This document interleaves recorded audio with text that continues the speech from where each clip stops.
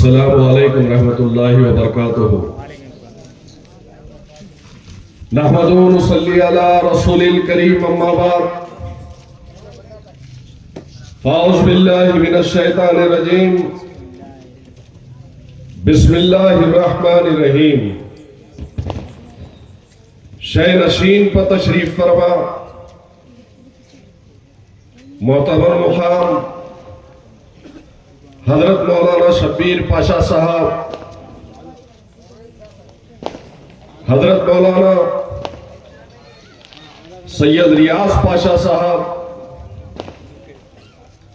मजलिस इत्तेहाद अल मुस्लिमीन के जिम्मेदारान जनाब फिरदौस साहब, अब्दुल अजीम कुरैशी साहब, अब्दुल समी साहब, शेख महबूब साहब,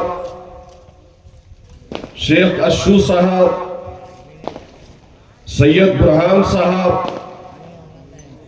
मजहर कुरैशी साहब, शहबाज कुरैशी साहब, मजलिस इत्तेहाद अल मुस्लिमीन मराठवाड़ा की शान जनाब फिरोज खान लाला साहब, शय नशीन पर तशरीफ फरमा, मजलिस इत्तेहाद अल मुस्लिमीन के जिला सदर जनाब मिर्जा अमजद बेग साहब, अल्ताफ साहब, नवाब बेग साहब, यूसुफ पटेल साहब,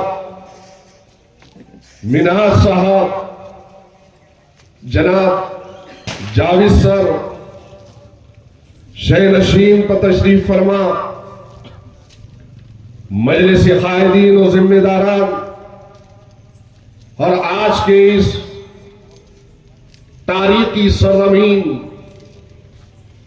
बिलोली के मेरे गय्योर मुसलमानों, नौजवानों, बुजुर्गों और पसे पर्दा बैठकर सुनने वाली मेरी इज्जतदार पर्दा नशीन मां और बहनों,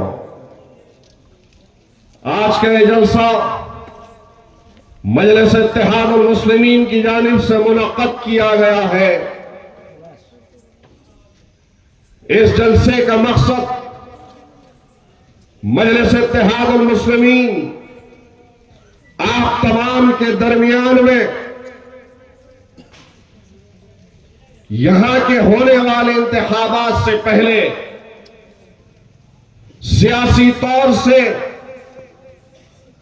आपको बेदार करना चाहती है। तो मजलिस इत्तेहाद अल मुस्लिमीन का मकसद यही है कि हिंदुस्तान की सियासत उस वक्त शुरू हुई जब हिंदुस्तान आजाद हुआ और इस हिंदुस्तान को आजाद करवाने में हिंदू, मुसलमान, सिख, ईसाई और तमाम जात बरादरियों का एक अहम किरदार हिंदुस्तान की आजादी में था। हिंदुस्तान 1947 से पहले यहां पर अंग्रेजों का तसल्लुत था और उन अंग्रेजों को इस मुल्क को छोड़ने पर मजबूर करने वाले, अपनी जानों की और अपने माल की कुर्बानी देकर सूली पे चढ़ने वाले, फांसी के फंदों को चूम कर फांसी पर लटकने वाले, रेशमी रोमाल की तहरीक को छेड़ने वाले, अगर कोई इस मुल्क में अपनी जान हथेली पे रखकर इस मुल्क को आजाद करवाया तो सबसे पहला नाम तारीख में अगर किसी का आता है तो आपके और हमारे आबा अजदाद है, वो मुसलमान है, इस मुल्क के उलमाए किराम हैं जिन्होंने इस मुल्क को आजाद करवाया था। आजाद हिंदुस्तान के बाद चूंकि जमहूरियत में आईन को बाकी रखना और जमहूरी हिंदुस्तान में आइन की बालादस्ती और जमहूरियत का तसल्लुत, और फिर उसके बाद संविधान को लागू किया गया। तो संविधान के लागू करने के बाद में हिंदुस्तान की आजादी और फिर हिंदुस्तान की सियासत शुरू होती है। तो उस हिंदुस्तान की सियासत में आपको पता है या नहीं है, लेकिन जहां पर मैं ठहर कर बोल रहा हूं, ये बिलोली का ताल्लुका, इसमें एक ऐसा गांव है कनकुर्ती, जहां पर आरएसएस की स्थापना करने वाला हेडगेवार यहीं का, आपके इस इलाके का था। यह बात अलग है कि रियासत अलग हुई तो कनकुर्ती किसी और इलाके में, गांव में तब्दील हो गया, लेकिन आरएसएस की बुनियादें 1947 से पहले 1925 में शुरू हुई है, और कोई और नहीं है आपके रियासत महाराष्ट्र का हेडगेवार, इसी आपके बिलोली ताल्लुके का रहने वाला था। आज हिंदुस्तान में जिस तरह जहर आलूद फिजाओं को बर्पा किया जा रहा है, और हर तरफ हर किसी की जबान पे सिर्फ एक नाम होता है, मुसलमान को गाली दो और आगे बढ़ते चले जाओ। अपनी सत्ता को पाना है तो मुसलमानों को जुल्म करो, मुसलमानों पे जुल्म के पहाड़ तोड़ो, फसादात को बर्पा करो और आगे बढ़ते चले जाओ। बहरहाल इस पर भी मुझे आना है, लेकिन उससे पहले उनके जन्म देने वालों का नाम भी लेना जरूरी है कि हिंदुस्तान की आजादी के बाद सबसे बड़ी सियासी जमात बनकर हिंदुस्तान में कोई उभरी तो कांग्रेस उभरी, और तहरीक के अतराफ में जितने हमारे मुस्लिम रहनुमा थे, जो मजहबी रहनुमा थे, उन्होंने ये तयक़ुन दिया और अवाम को और खास तौर से हिंदुस्तान के मुसलमानों को पैगाम दिया कि हमको कांग्रेस का साथ देना है। तो हमारे बुजुर्गों के फैसले पर हर एक ने दिल्ली से लेकर कन्याकुमारी तक, कश्मीर से लेकर कन्याकुमारी तक जितने इलाके हैं, चाहे पूरब हो के पश्चिम हो, उत्तर हो के दक्षिण हो, शुमाल हो के जुनूब हो, हर तरफ हमने उनकी बात पर लब्बैक कहा। हमारे बुजुर्गों ने उनकी बात पर लब्बैक कहा कि हम सब ने मिलकर ये तय किया था कि इस मुल्क की बहार के लिए, इस मुल्क के अमन और शांति के लिए, पीसफुल माहौल के लिए बजरंग दल या फिर आरएसएस का साथ उस जमाने में हम नहीं दे सकते, तबीनो भारत का साथ हम नहीं दे सकते। तो ये सोचकर सत्ता में लाने का काम इस मुल्क के मुसलमानों ने कांग्रेस का किया था। कांग्रेस उस जमाने में न सिर्फ मरकज में थी, बल्कि हिंदुस्तान के कई रियासतों में कांग्रेस थी। तो इस मुल्क की बहा संविधान को कायम रखने के लिए, अमन और शांति को बाकी रखने के लिए सबसे पहला काम यह हुआ कि हिंदुस्तान के मुसलमानों ने कांग्रेस का साथ दिया। पंडित नेहरू ने आवाज दी तो मुसलमान पंडित नेहरू के पीछे गए, और फिर इस मुल्क का प्राइम मिनिस्टर कांग्रेस का बना। पंडित नेहरू के बाद इंदिरा गांधी आई तो मुसलमानों ने इंदिरा गांधी का साथ दिया, तो प्राइम मिनिस्टर और चीफ मिनिस्टर कई रियासतों के अंदर कांग्रेस के बने। इंदिरा गांधी के बाद राजीव गांधी आया तो राजीव गांधी का हमने साथ दिया। राजीव गांधी के बाद फिर सोनिया गांधी, राहुल, अरे हमने इस मुल्क की तरक्की और इस मुल्क के विकास और इस मुल्क के सेकुलरिज्म को मजबूत करने के लिए, संविधान को बचाने के लिए हर हमेशा हमने कोशिश की। देवी गौड़ा को एक जमाने में साथ दिया तो जनता पार्टी का भी साथ दिया, हिंदुस्तान के मुसलमानों ने हमेशा फाशिस्ट ताकतों को कमजोर करने के लिए फिरका परस्तों को इस मुल्क के इख्तिदार में नहीं आना, इस वजह से कांग्रेस का, देवी गौड़ा का, जनता पार्टी का, बहरहाल जितनी सेकुलर पार्टीज यहां पर सत्ता में आई तो मुसलमानों का एक अहम रोल था। लेकिन गौर करो, वो मुसलमान जिसने दिल्ली से लेकर मुंबई तक आपकी अपने रियासत में कई मर्तबा कई चीफ मिनिस्टरों को चुन के दिया, दिल्ली के इख्तिदार पर बिठाया, तो आप गौर क्यों नहीं करते मेरे प्यारे मुसलमानों कि उनको तो इख्तिदार मिला, उनको मिनिस्ट्री मिली, वो लोग इख्तिदार की कुर्सियों पर बैठे, लेकिन आज 65 साल 70 साल का वक्फा तो गौर से देखो कि आज हमारे और आपके पास क्या आया है।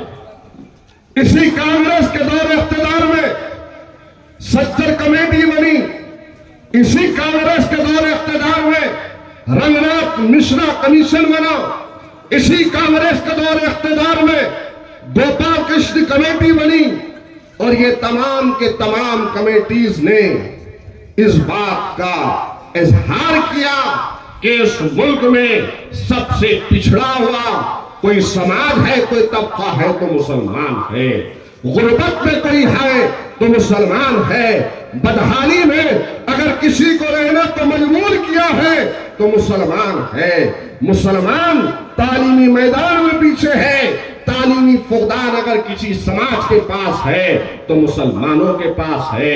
रोजगार नहीं मिलता या रोजगार के मौके नहीं मिलते या सरकारी नौकरियों में हिस्सेदारी अगर किसी समाज की नहीं है तो मुसलमानों की नहीं है।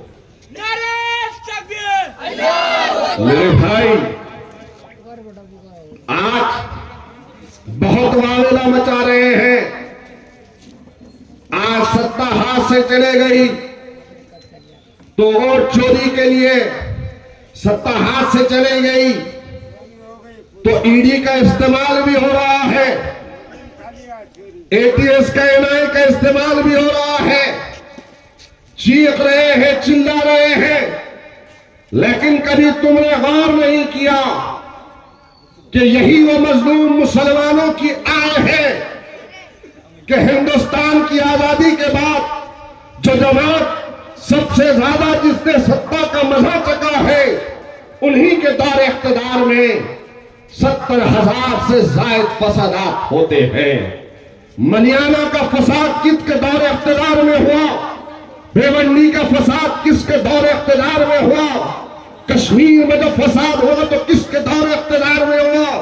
92 के राइट्स मुंबई पर सड़कों पर निकाला गया, मुसलमानों को नंगा परेड कराया गया तो किसके दौर इख्तिदार में हुआ? बम धमाकों के नाम पर मुसलमानों को उठाया गया, और ताज्जुब तो यह होता है कि हमारी इबादत गांव में बम धमाके होते हैं, हमारी इबादत गांवों के अंदर, दरगाहों के अंदर बम धमाके होते हैं, और ये लोग सत्ता में थे और उठाया किसको जाता है? मुसलमानों को उठाया जाता था। दहशतगर्दी के नाम पर जेल में मुसलमानों को डाला गया। गौर तो करो, सत्ता किसकी थी? एनआई का जुल्म उस वक्त हुआ तो कौन से और किस समाज पर हुआ? नौजवानों को 10 बरस नहीं 20 वर्षों तक जेल की सलाखों में रखा गया तो कांग्रेस के दौर इख्तिदार में हुआ। इनकाउंटर के नाम पर मुसलमानों की बलि चढ़ाई गई, सीनों पे गोलियां चलाए गए, ईदगाह पर सुबरों को भेजकर वहां पर आपने गौर किया कि तमाशा बनाया गया भगदड़ का और फिर गोलियां चलाई गई।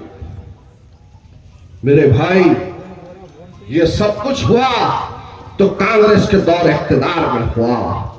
आज कांग्रेस के लोग किस तरफ करवट ले रहे हैं आप सब जानते हैं। बरस से हम लोग कह रहे थे तो हमारी बात को कोई मानने को तैयार नहीं था। अंधे बनकर, बहरे बनकर, बेतवज्जी के साथ में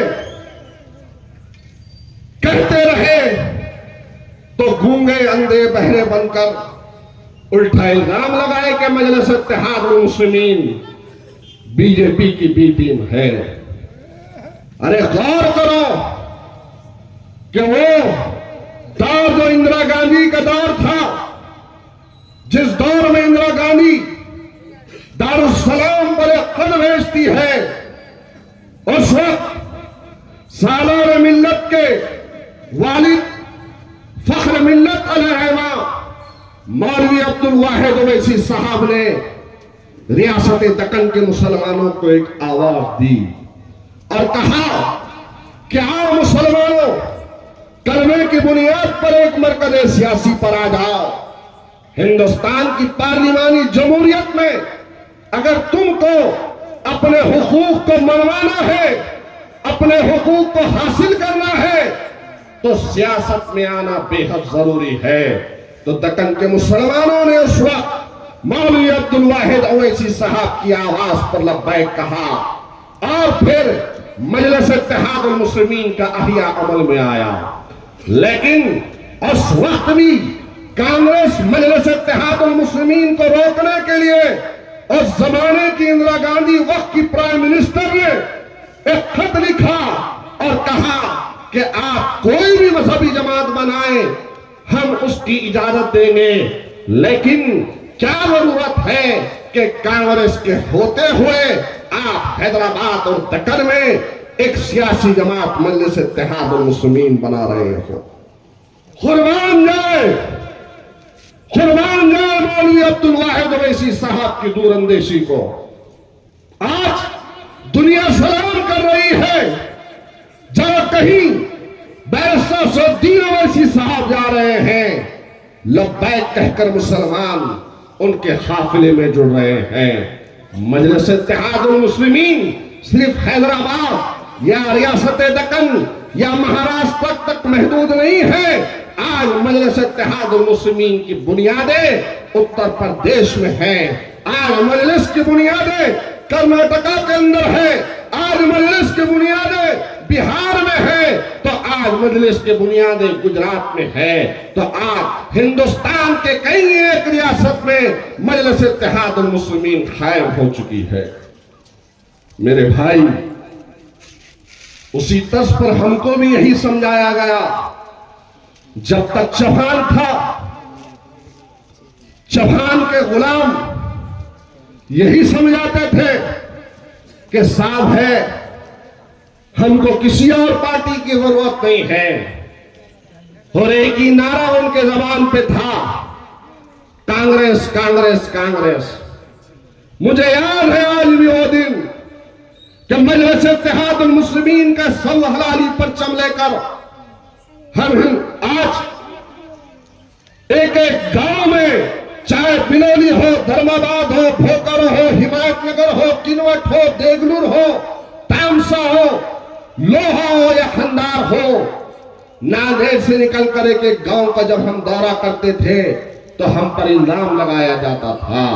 तो मैंने कई मर्तबा और मेरे कायदीन ने हर वक्त कहा कि ये जो चौहान है, ये चौहान बीजेपी का एजेंट है, ये आरएसएस का है, इससे बचो और अपनी क़ियादत को मजबूत करो। लेकिन उस दौर में, उस जमाने में हमारी बात को किसी ने नहीं माना। लेकिन आज जैसे ही बीजेपी में चला गया है, वो कहां है वो कायदीन जो उस वक्त मजलिस इत्तेहाद मुस्लिमीन पर इल्जाम डालते थे।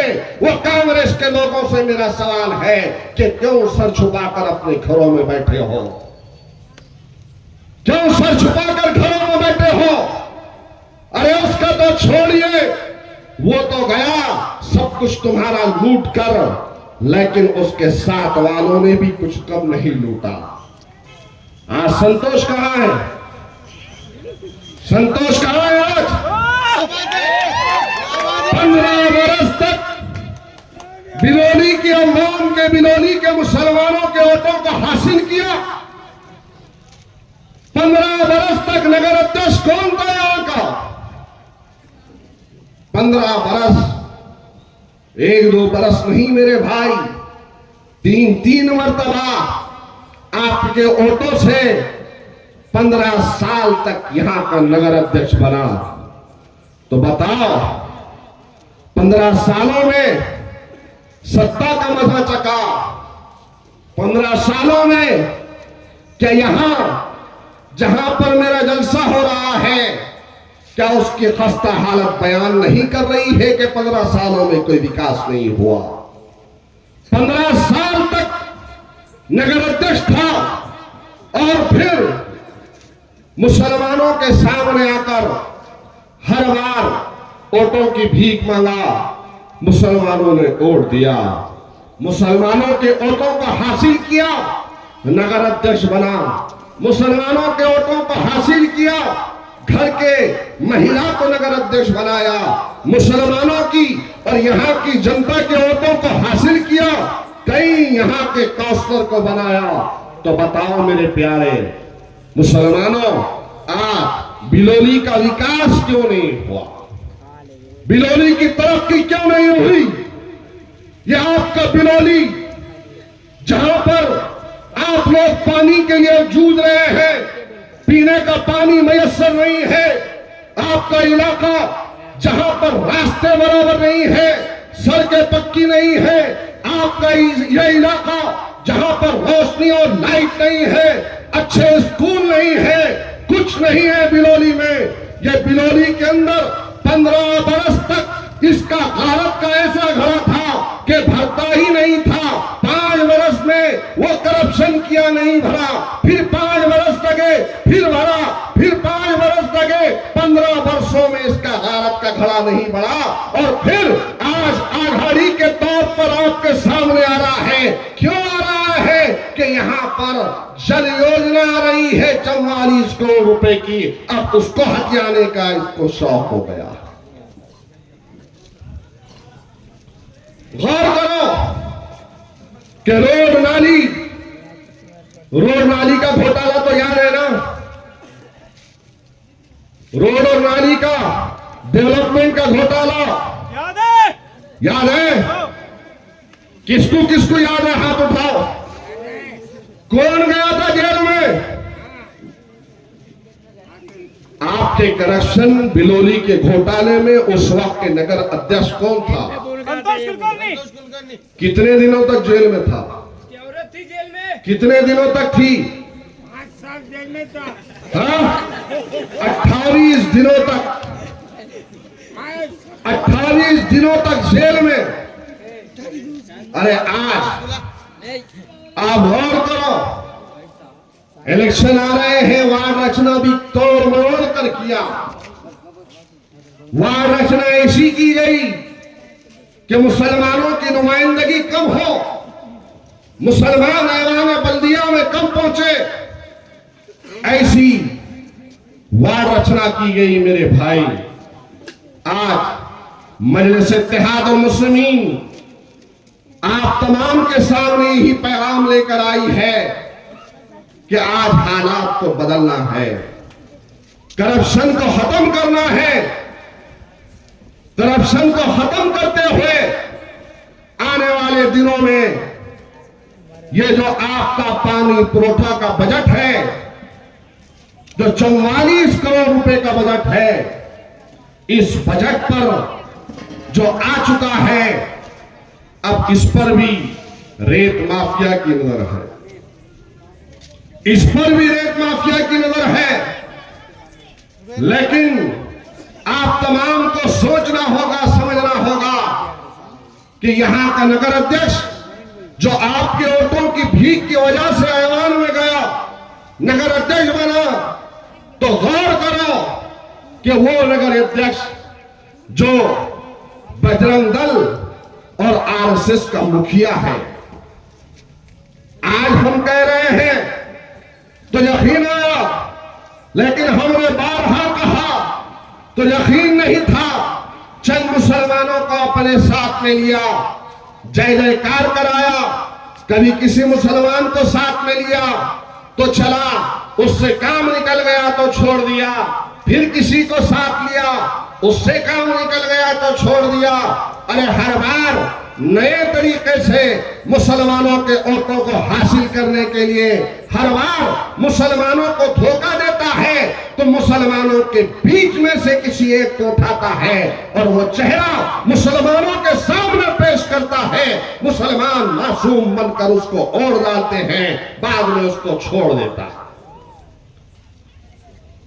बजरंग दल का मुखिया आरएसएस को चलाने वाला हो, कुरैशियों को परेशान करने वाला हो, कई कुरैशियों को दबाने के लिए, डराने के लिए बजरंग दल और गांव रक्षकों को उनके घर के सामने भेजता और फिर बात अगर उससे नहीं बनती तो फिर खाकी वर्दी वालों का इस्तेमाल करता और फिर पुलिस से डराकर केसेस करता। यह संतोष है आपके अपने इलाके का? क्या हकीकत है या नहीं है? कचरे की गाड़ी किसके किसके इलाके में आती बताओ? तुम्हारे गलियों में कचरे की गाड़ी आती? कचरे की गाड़ी आपके पास आती? खान कचरा उठाने के लिए 10 लाख महीने का बजट आपकी अपनी नगर परिषद में है, तो फिर कचरे की एक गाड़ी आपके अपने इलाके में नहीं आती। घान कचरे का 10 लाख का बजट है, 5 लाख ये अपनी जेब में रखता और 5 लाख कंडक्टर को देता। क्या मैं गलत कह रहा हूं? क्या मैं गलत कह रहा हूं? अरे कचरे के पैसे नहीं छोड़ता, कुरैशियों को ब्लैकमेल करता, रेती चुराता और फिर डेवलपमेंट का पैसा खा के जेल चला जाता। अरे वो सब करने के बाद, जेल में जाने के बाद फिर अवाम के सामने आकर एक आघाड़ी भी बना रहा है। आघाड़ी बनाकर जीतने के बाद इसका ख्वाब है और जीतने से पहले यहाँ के कई हमारे हिंदू भाइयों को तिरुपति लेगा, मुंडन करवाया, कसम दिलाया कि तुम मेरा साथ दो।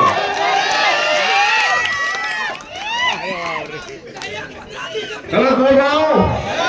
हमारे प्रेस के भाई भी बोल रहे, कहां से न्यूज लाए? 44 करोड़ का ख्वाब देख रहा है जल योजना का कि यहां अगर मैं जीत जाऊंगा, गौर करो मेरे भाई कि आपका अपना इलाका जहां पर आप रहते हैं, पानी का इतना बड़ा मसला, आज इंदिरा आवास हो या भास्कर नगर हो, क्या वहां पर पानी है? इंदिरा आवास के इलाके में पानी है? भास्कर नगर के अगर लोग हैं तो हाथ उठाओ, क्या वहां पानी है? पानी के 2 बोर्ड पर पूरा इलाका चल रहा है, सिर्फ 2 बोर्ड पर मुसलमानों के वोट लिया ना, तो गंजे शहीदान खबरस्तान की दीवार क्यों नहीं बना? मुसलमानों के वोट लिया तो गंजे शहीदान खबरस्तान की दीवार क्यों नहीं बना? अरे वो तो छोड़िए, कई मासूमों को यहां पर मारने का, पीटने का काम किया और उन मारने पीटे वालों को बचाने का काम अगर किसी ने किया तो यही संतोष ने किया। मुझे आज भी याद है मेरे भाई कि 2013 में एक मुस्लिम नौजवान को किडनैप कर बजरंग दल के गुंडों ने मारा। थोड़ा नहीं, इतना मारा, उठाकर ले जाकर के मार मार के अधमरा कर दिया और मरा हुआ समझकर छोड़ दिया। उसके बाद उस नौजवान को वहां से लेकर, उस हयूम नामी नौजवान को वहां से लेकर आए और दवाखाने में एडमिट किए। तो उस वक्त बजात खुद मैं वहां पर उस हयूम के पास गया, घर वालों का रोना था, उसकी हालत ऐसी थी कि जबान से अल्फाज नहीं नहीं निकल रहे थे और वो नौजवान रो रहा था कि मैं कुछ नहीं किया, इतना मारा गया। तो मैंने दवाखाने में पहुंचकर 30 से 40 हजार रुपए का खर्च उस नौजवान को, उस खयूम को दिया, उसके घर वालों को तसल्ली दी। और उस वक्त यहाँ पर आपके बिलोली में एक एडिशनल एसपी, वो आईपीएस ऑफिसर थे, उनसे कहकर किडनैपिंग का केस दर्ज करवाया।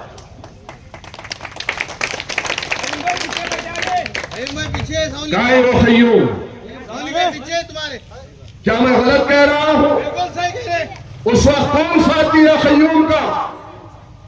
अरे खयूम का साथ मैंने दिया। और उसके बाद आपको याद होगा, यूसुफ नामी एक नौजवान के जांग में, उसके मानी में खंजर मारा गया था, कोई नहीं आया। उस वक्त भी उस नौजवान के पास मैंने पहुंचा, मदद की, और उस नौजवान के ऊपर जो मारने वाले थे उनको गिरफ्तार कर जेल की सलाखों पे मैंने पहुंचाया। अरे ये काम हमने किया है। मुतनियाल के अगर लोग यहां पर होंगे तो वो भी इस बात की गवाही देंगे कि मुतनियाल में फसाद हुआ। मुसलमान अपने आप को बेयार और मददगार समझ रहा था, लेकिन अल्हम्दुलिल्लाह आपके दरमियान में पहुंचकर उनको हिम्मत दी, उनको तसल्ली दी। और हिम्मत और तसल्ली नहीं दी, बल्कि जितने बेकसूर थे, जिन्होंने जेल की सलाखों में अपनी दिन गुजारे थे, उन सब के लिए जमानतों का इंतजाम मैंने मजलिस इत्तेहाद और मुस्लिमीन ने किया। गौर करो मेरे भाई, आज हमको और आपको और करना है। हर एक समाज अपनी सियासी जमात बना रहा है, हर एक समाज अपना सियासी लीडर और रहनुमा चुन रहा है। अरे तुम हिंदुस्तान की सबसे बड़ी अक़लियत हो मेरे भाई, सबको आजमाए।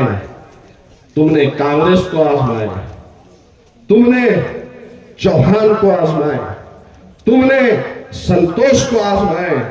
बिलोली के मुसलमानों, तुमको कभी क्या किसी ने बताया कि आदाद और शुमार के हिसाब से आपकी कितनी तादाद है? हर कोई आपके चक्कर क्यों लगा रहा है? इलेक्शन आएंगे तो आपके दरमियान में से कांग्रेस की वाहवाह करने के लिए किसी को उठाया जाएगा। आपकी आदाद और शुमार ये बतला रहे हैं कि अगर आप खुद अपनी सियासी ताकत का मुजाहरा करोगे तो इंशाअल्लाह ताला वो दिन दूर नहीं है कि बिलोली के अंदर आपकी इत्तेहाद का मुजाहरा होगा और आपका नगर अध्यक्ष चुन के आएगा। न सिर्फ आपका नगर अध्यक्ष चुन के आएगा कि बिलोली के कई एक वार्ड और प्रभाग ऐसे हैं जहां पर आपकी ताकत है। याद रखो, कमजोर के पास कोई नहीं आता। ताकतवर बनो, सियासी ताकतवर बनो। ताकतवर का साथ देने के लिए हर कोई आएगा। अरे आज मजहब इस्लाम के मानने वाले हम, हमारी तालीमात है कि ईदैन के मौके पर मस्जिदों में नमाज नहीं बल्कि ईदगाह में नमाज पढ़ी जाती है एक इमाम के पीछे। क्यों?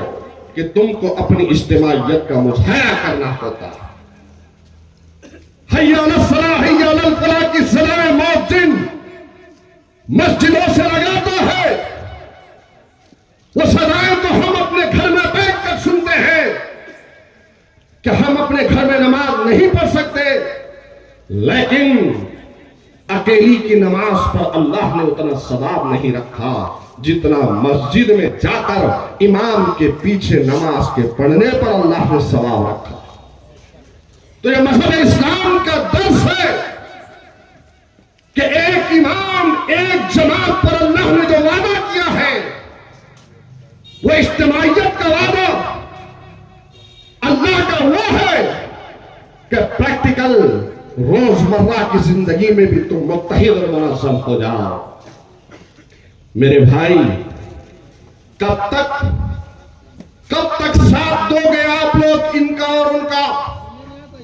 हर कोई आ रहा है, आपके वोटों को हासिल कर रहा है, अपने आप को सेकुलर बता रहा है, सुभान अल्लाह बिस्मिल्लाह टोपी पहन रहा है, खजूर खा रहा है, मुसलमान इंशाअल्लाह की सदाएं सुन रहा है, उसके साथ जा रहा है। 5 वर्ष के बाद देखते हैं तो वो आरएसएस का एजेंट है, बीजेपी में चला जा रहा है, फिर मायूसी तुम्हारे हाथ में आई है। कब तक धोखा खाओगे? क्या रसूलुल्लाह सल्लल्लाहु अलैहि वसल्लम की वह हदीस मुबारक याद नहीं तुमको कि मोमिन एक सुराख से 2 मरतबा डसा नहीं जाता? 65 वर्षों से तुमने धोखा खाया,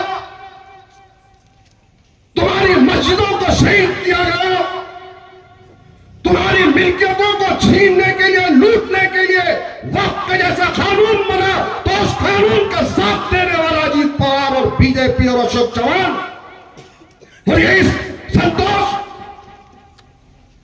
तुम्हें तालीम से महरूम कर बेरोजगार कर दिया गया, तुम्हारी इस्मतों को लूटा गया, तुम्हारी इज्जतों का खिलवाड़ किया गया, तुम्हारे नौजवानों को जानवरों के नाम पर, गांवकशी के नाम पर कार दिया गया, मॉब लिंचिंग की गई, तुम्हारे घरों को बुलडोजर से ढाया गया, तुम्हारे आस्थानों और दरगाहों में घुसकर नारे लगाए गए।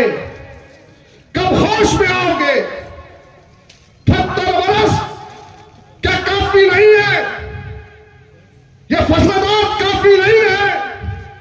यह उड़ती हुई लुटती हुई बस्तियां काफी नहीं है? यह उजड़ती हुई मांगें काफी नहीं है? क्या तुम्हारी तिजारत गाहों को जला दिया गया वो काफी नहीं है? बजरंग दल जैसे गुंडे आज तुम पर हावी हो चुके हैं, क्या ये काफी नहीं है? उठो मेरे भाई, मुत्तहिद हो जाओ, मुनज़्ज़म हो जाओ, हालात और वक्त के तकाज़े को समझो, कलमे की बुनियाद पर एक मरकज़ सियासी पर आ जाओ। सियासत में तुमको ताकतवर बनना बहुत जरूरी है। यह अलग बात है कि किसी का अकीदा अलग होगा, कोई और मसलक का होगा, लेकिन मानने वाले तो अल्लाह उसके रसूल के हैं। ये ना देखो कि कौन हाथ नाव पर बांध रहा है, नाव के ऊपर बांध रहा है, नाव के नीचे बांध रहा है। ये ना देखो कि कौन हाथ उठाकर रफ़दैन कर रहा है या नहीं कर रहा है। सुन्नी भी है, अहले हदीसी भी है, तबलीगी भी है, जमात इस्लामी से जुड़े हुए भी है, लेकिन है तो मुसलमान ना। आज तुम अपने हाथों के उन क़याम के मसलों में पड़े हुए हो, लेकिन दुश्मनाने इस्लाम तुम्हारे हाथों को काटने की तदाबीरें सोच रहा है। तुमको खड़ा रहना होगा, तुमको उठना होगा, तुमको सियासी तौर से एक ताकतवर जमात बनकर बिलोली की तारीख में आने वाले इंतखाबात में एक तारीख को रकम करना होगा। मेरे भाई याद रखो, अपने किस्मत, अपने मुकद्दर के फैसले किसी और के हाथ में ना दो। खुदारा अपने मुकद्दर, अपने मुस्तक़बिल, आने वाले मासूमों के बारे में सोचो और अपनी तकदीर के लिए खुद आगे बढ़कर दुआओं के जरिए से अल्लाह पर निगाह रखो। अल्लाह तुम्हारा साथ देगा। अल्लाह हमारा हामी और नासिर है, लेकिन अल्लाह उसी का साथ देता है जो 2 कदम बढ़कर आगे निकलता है। अगर तुम सोचते रह जाओगे और हालात से सबक नहीं सीखोगे तो हालात तुमको भुला देंगे, हालात तुमको भुला देंगे। मेरी बात पे गौर करो और उन तमाम लोगों से भी कहूंगा जिनकी सोच में अभी तक भी कांग्रेस का भूत नहीं उतरा। कुछ नहीं है, अपनी ताकत बनाओ। आओ, मैं और फेरोज लाला, अमजद बेग, फिरदौस, यहां के तमाम जिम्मेदारान आपको गले लगाएंगे। आओ मजलिस इत्तेहाद मुस्लिमीन में शामिल हो जाओ, वक्त और हालात को बदलो। इंशाअल्लाह तारीख तुम्हें याद रखेगी, तारीख तुम्हें याद रखेगी। आप तमाम से मैं अदबन गुजारिश करता हूं कि आने वाले वक्त के लिए मजलिस का साथ दें। साथ देंगे ना इंशाअल्लाह? हाथ उठा के कहो कौन कौन साथ देंगे? पीछे वाले साथ देंगे ना इंशाअल्लाह? हाथ उठा के कहो नारे तकबीर, नारे तकबीर, नारे तकबीर। वाक़िमुद्दावाना अनिल हम्दुलिल्लाहि रब्बिल आलमीन।